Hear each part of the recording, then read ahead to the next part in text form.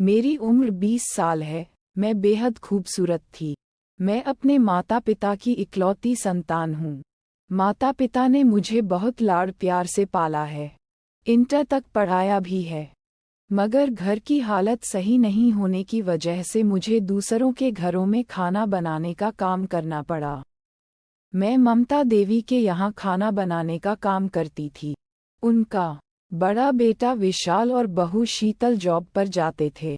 छोटा बेटा विकास भी एक कंपनी में काम करता था। उसकी अभी शादी नहीं हुई थी और वह मेरी तरफ आकर्षित था। एक दिन मैं जल्दी जल्दी काम निपटा रही थी।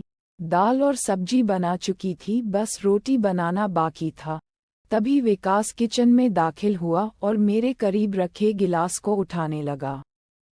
उसने जानबूझकर मुझको हल्के से स्पर्श करते हुए गिलास उठाया और पानी लेकर बाहर निकल गया। मेरी धड़कनें बढ़ गई। एक नशा सा मेरे बदन को महका लगा। मैंने चाहत भरी नजरों से विकास की तरफ देखा जो मुझे ही निहार रहा था। मेरी धड़कनें फिर से ठहर गई। मुझे लगा जैसे पूरे जहान का प्यार लिए विकास ने मुझे आगोश में ले लिया हो और मैं दुनिया को भूलकर विकास में खो गई। तभी ममता देवी अखबार ढूंढती हुई कमरे में दाखिल हुई और मेरा सपना टूट गया। नजरें चुराती हुई मैं फिर से काम में लग गई। मैं जानती थी कि विकास ऊंची जात का पढ़ा लिखा लड़का है और विकास के साथ मेरा कोई मेल नहीं हो सकता। मगर कहते हैं ना कि प्यार ऐसा नशा है जो अच्छों की बुद्धि पर ताला लगा देता है। प्यार के एहसास में डूबा व्यक्ति सही गलत ऊंच नीच अच्छा बुरा कुछ भी नहीं समझता। उसे तो बस किसी एक शख्स का ख्याल ही हर पल रहने लगता है और यही हो रहा था मेरे साथ भी। मुझे सोते जागते हर समय विकास ही नजर आने लगा था। धीरे धीरे वक्त गुजरता गया, विकास की हिम्मत बढ़ती गई और मैं भी उसके आगे कमजोर पड़ती गई। एक दिन मौका देखकर विकास ने मुझे बाहों में भर लिया। मैंने खुद को छुड़ाने का प्रयास करते हुए कहा, विकास जी, माँ जी ने देख लिया तो क्या सोचेंगे? माँ सो रही है, तुम उनकी चिंता मत करो। बहुत मुश्किल से आज हमें ये पल मिले हैं, इन्हें बर्बाद ना करो।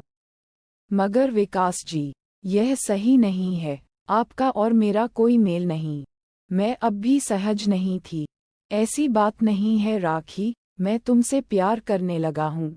प्यार में कोई बड़ा छोटा नहीं होता, बस मुझे इन जुल्फों में कैद हो जाने दो।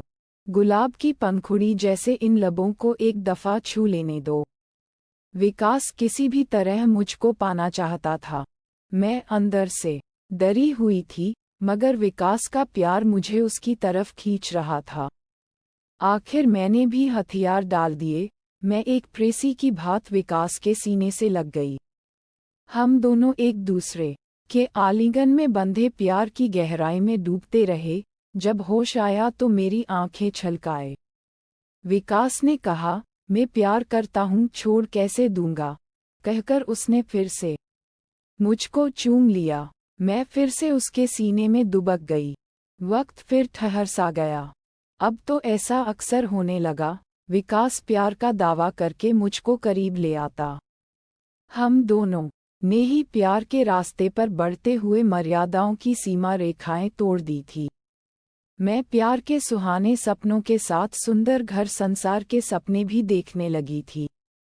मगर एक दिन मैं ये देखकर भवचक्की रह गई कि विकास के रिश्ते की बात करने के लिए एक परिवार आया हुआ है। माँ बाप के साथ एक आधुनिक, आकर्षक और स्टाइलिश लड़की बैठी हुई थी। ममता देवी ने मुझसे कुछ खास बनाने की गुजारिश की तो मैंने सीधा पूछ लिया, ये कौन लोग हैं? जी, यह अपने विकास को देखने आए हैं। इस लड़की से विकास की शादी की बात चल रही है। सुंदर है ना लड़की? ममता देवी ने पूछा तो मैंने हाँ में सिर हिला दिया। मेरे दिलो दिमाग में तो एक भूचाल सा आ गया था। उस दिन घर जाकर भी मेरी आंखों के आगे उसी लड़की का चेहरा नाचता रहा। आंखों से नींद कोसों दूर थी। अगले दिन जब मैं विकास के घर खाना बनाने गई तो सबसे पहले मौका देखकर मैंने विकास से बात की। ये सब क्या है विकास? आपकी शादी की बात चल रही है, आपने अपने घर वालों को हमारे प्यार की बात क्यों नहीं बताई? नहीं राखी, हमारे प्यार की बात मैं उन्हें नहीं बता सकता। मगर क्यों? क्योंकि हमारा प्यार समाज स्वीकार नहीं करेगा। मेरे माँ बाप कभी नहीं मानेंगे कि मैं एक नीची जात की लड़की से शादी करूं, विकास ने बेशर्मी से कहा। तो फिर प्यार क्यों किया था आपने? शादी नहीं करनी थी तो मुझे सपने क्यों दिखाए थे? तड़प कर मैं बोली। देखो राखी, समझने का प्रयास करो, प्यार हम दोनों ने किया है। प्यार के लिए केवल हम दोनों की रजामंदी चाहिए थी, मगर शादी एक सामाजिक रिश्ता है, शादी के लिए समाज की अनुमति भी चाहिए। शादी तो मुझे घर वालों के कहे अनुसार ही करनी होगी। यानी प्यार नहीं, आपने प्यार का नाटक खेला है मेरे साथ। मैं नहीं, केवल मेरा शरीर चाहिए था। क्यों कहा था मुझे कि कभी अकेला नहीं छोड़ोगे? मैं तुम्हें अकेला कहाँ छोड़ रहा हूँ राखी, मैं तो अब भी तुमसे ही प्यार करता हूँ मेरी जान। यकीन मानो हमारा ये प्यार हमेशा बना रहेगा।